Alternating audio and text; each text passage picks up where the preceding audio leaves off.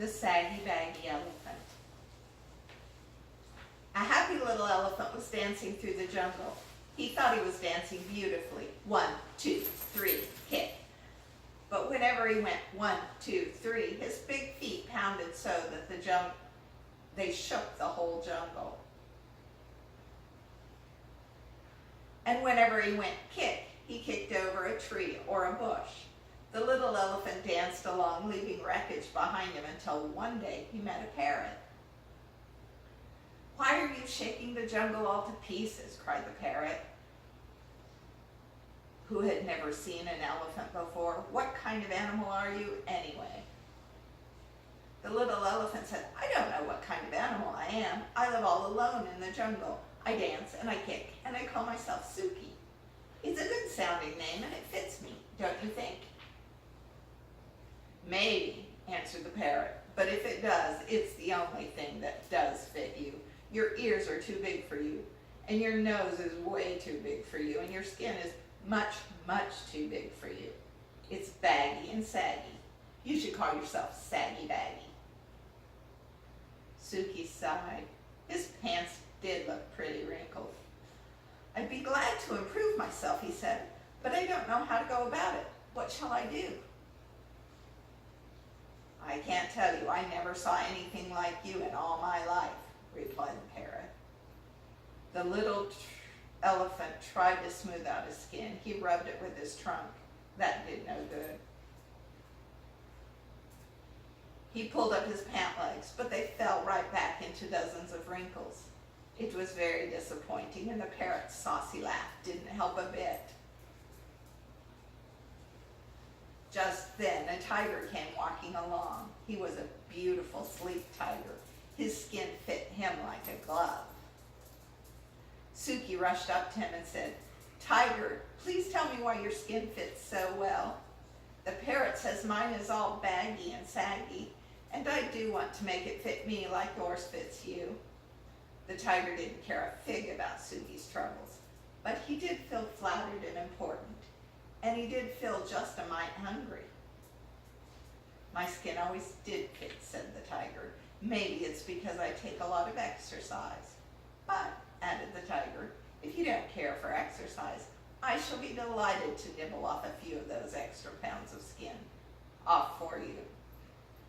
"Oh, no thank you, no thank you," cried Suki. "I love exercise, just watch me." Suki ran until he was well beyond reach. Then he did somersaults and rolled on his back. He walked on his hind legs, and he walked on his front legs. When Suki wandered down to the river to get a big drink of water, he met the parrot. The parrot laughed harder than ever. "I tried exercising," sighed the little elephant. "Now I don't know what to do." "Soak in the water the way the crocodile does," laughed the parrot. "Maybe your skin will shrink." So Suki tramped straight into the water. But before he had soaked nearly long enough to shrink his skin, a great big crocodile came swimming up, snapping its fierce jaws and looking greedily at Suki's tender ears. The little elephant clambered up the bank and ran away, feeling very discouraged. "I'd better hide in a dark place where my bags and sags and creases and wrinkles won't show," he said. By and by he found a deep, dark cave. With a heavy sigh, he tramped inside and sat down. Suddenly he heard a fierce growling and grumbling and snarling. He peeped out of the cage and saw a lion padding down the path. "I'm hungry," roared the lion. "I haven't had a thing to eat today. Not a thing except a thin, bony antelope and a puny monkey and a buffalo, but such a tough one, and 2 turtles. But you can't count turtles. There's nothing much to eat between those saucers they wear for clothes. I'm hungry. I could eat an elephant."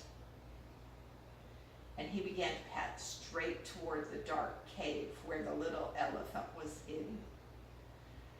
"This is the end of me, sags, bags, wrinkles, and all," thought Suki, and he let out one last trumpeting bellow. Just as he did, the jungle was filled with a terrible crashing and awful stomping. A whole herd of great, gray, wrinkled elephants came charging up, and the hungry lion jumped up in the air, turned around, and ran away as fast as he could go. Suki peeped out of the cave, and all the big elephants smiled at him. Suki thought they were the most beautiful creatures he had ever seen. "I wish I looked just like you," he said. "You do," grinned the big elephants. "You're a perfectly dandy little elephant." And that made Suki so happy that he began to dance. 1, 2, 3, kick, through the jungle, and all those big, friendly, brave elephants behind him. The saucy parrot watched them dance, but this time he didn't laugh, not even to himself. Grandma loves you.